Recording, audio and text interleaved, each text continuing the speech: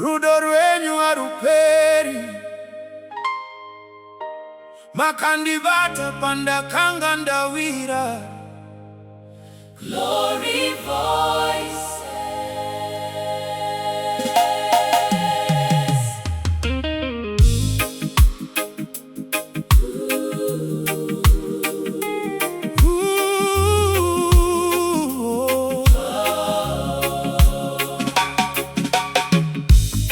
Dakatarisa kumashure kwe upenyu wangu,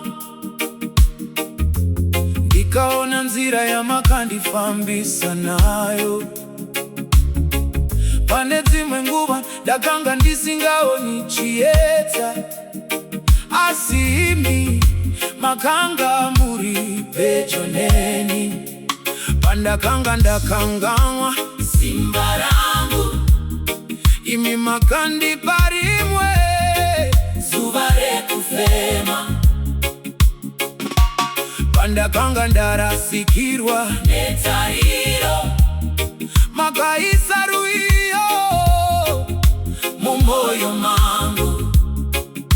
Hapana rudo rwakaita serwenyu, hapana rogo rwakaita serwenyu. Munondida ndisina kukwana, Mwari wangu ndinokutendai.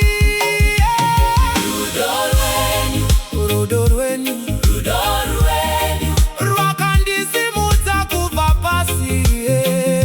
Rudo rwenyu, Haruna mugumo kusvika ndokusinga peri. ndichaimba zita renyu, Ndichapembera mabasa enyu. Rudo rwenyu, Rudo rwenyu, Rudo rwenyu, ndirwo rwakandichengeta.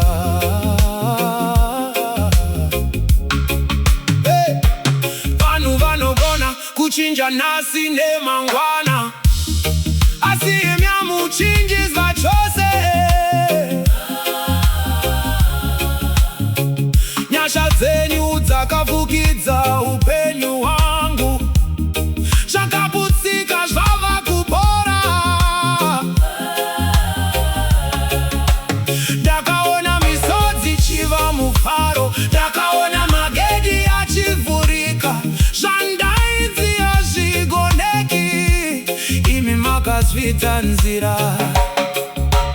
Ndiani akandichengeta, Mwari chete, ndiani akandisimudza, Mwari chete, ane rudo rusingaperi. Jehovah mukuru. Moyo wangu uchaimba, upenyu wangu uchapupura.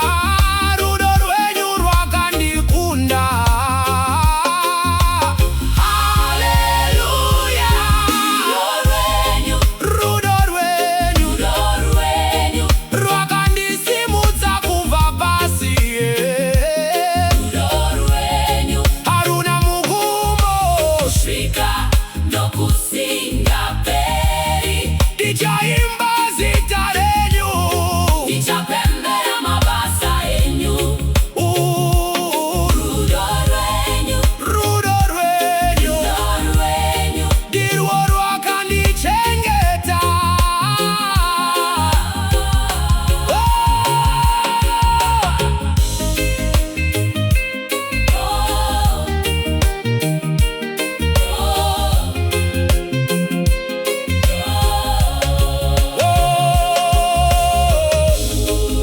Rudo rwenyu, Nyasha dzenyu hadziperi. Rudo rwenyu, Glory voice.